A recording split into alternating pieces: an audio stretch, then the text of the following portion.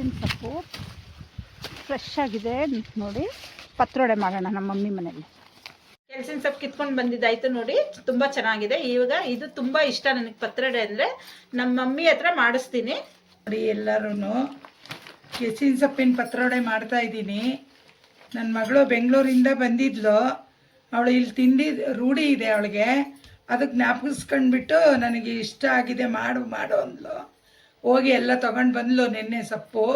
ಒಂದು ದಿವಸ ಅದು ಇಡಬೇಕು, ಇಲ್ಲ ಅಂದರೆ ಅದು ಇದಾಗುತ್ತೆ, ಬತ್ತಬೇಕು ಎಲೆ.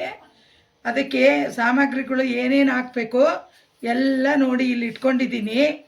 ಬೆಳ್ಳುಳ್ಳಿ ಒಂದು 3 ಗೆಡ್ಡೆ ದೊಡ್ಡದು, ಶುಂಠಿ ಒಂದು 2 ಇಂಚು, ಚಕ್ಕೆ ಒಂದು 4-5, ಲವಂಗ ಒಂದು 10-20 ಹಾಕಬೇಕು, ಹಸಿಮೆಣಸು, ಒಂದು ನಿಂಬೆ ಹಣ್ಣಿನ ಗಾತ್ರ ಹುಣಸೆ ಹಣ್ಣು, ಒಂದು ಚುಟಿಕೆ ಅರಿಶಿನ ಪುಡಿ, ಸ್ವಲ್ಪ ಜೀರಿಗೆಯನ್ನು ಹಾಕಬೇಕು. ಮತ್ತು ನಿಮಗೆ ಹಸಿಮೆಣಸು ಬೇಡ ಅಂದರೆ ಖಾರದ ಪುಡಿ ಹಾಕ್ಕೊಳ್ಳಿ, ಖಾರದ ಪುಡಿನೂ ಸ್ವಲ್ಪ ಹಾಕ್ಕೊಳ್ಳಿ ನೀವು.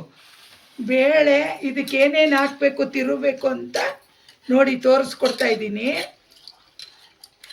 ನೋಡಿ ಇಲ್ಲಿ ಕಡಲೆಬೇಳೆ, ಹೆಸರು ಕಾಳು, ಅಕ್ಕಿ ಇಷ್ಟನ್ನು ಹಾಕ್ಬಿಟ್ಟು ಮಿಕ್ಸಿಲಿ ರುಬ್ಬಬೇಕು. ರುಬ್ಬಿಟ್ಟು ಇದನ್ನೆಲ್ಲ ತಂದು ಎಲೆಗೆ ಒರೆಸ್ಬೇಕು. ಅದನ್ನು ಆಮೇಲೆ ತೋರಿಸ್ಕೊಡ್ತೀನಿ, ಎಲೆಗೆ ಒರೆಸೋದನ್ನು.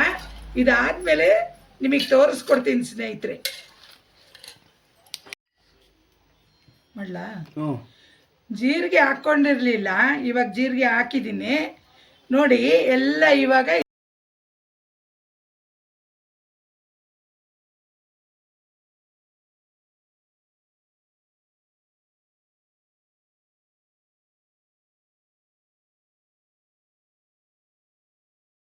ನೋಡಿ, ಇವಾಗ ರುಬ್ಕೊಂಡು ಬರ್ತಾರೆ ನೋಡಿ. ಇವಾಗ ಬಂದಮೇಲೆ ಎಲೆಗೆ ಹಾಕೋದನ್ನ ತೋರಿಸ್ಕೊಡ್ತೀನಿ. ಎಲೆಗೆ ಎಲ್ಲ ರುಬ್ಕೊಂಡು ಬಂದಾಯಿತು. ಇದನ್ನೆಲ್ಲ ನಿಮಗೆ ತೋರಿಸಿದ್ದೆಲ್ಲ ರುಬ್ಬಾಯಿತು. ಇದನ್ನು ಇವಾಗ ಎಲೆಗೆ ಹಚ್ಚೋದು ನೋಡಿ ಎಲ್ಲ.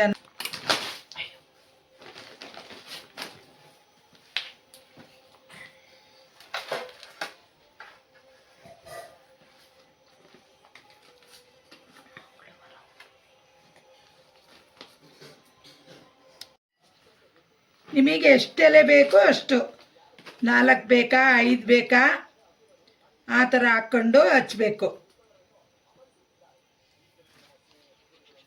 ನೋಡಿ. ನಾನು ಇನ್ನೊಂದು ಎಲೆ ಇಡ್ತಾ ಇದ್ದೀನಿ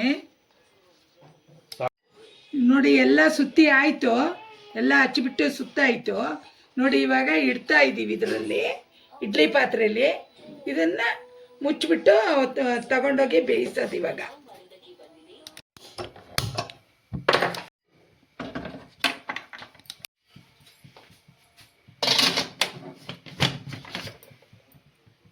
ನೋಡಿ ತೆಗಿತಾ ಇದ್ದೀನಿ. ಬೆಂದಿದೆ ಇವಾಗ ನೋಡಿ, ಬೆಂದಿದೆ. ಸ್ವಲ್ಪ ತಣ್ಣಗಾಗಕ್ಕೆ ಬಿಟ್ಟು ಆಮೇಲೆ ಎಲ್ಲ ತೆಗೆದು ರೌಂಡ್ ಪೀಸ್ ಮಾಡಿ ಹೆಂಚಿನ ಮೇಲೆ ಎಣ್ಣೆ ಹಾಕಿ ಆ ಕಡೆ ಈ ಕಡೆ ಸುಡಬೇಕು. ಸುಟ್ಟು ತಿಂದರೆ ಭಾಳ ಚೆನ್ನಾಗಿರುತ್ತೆ.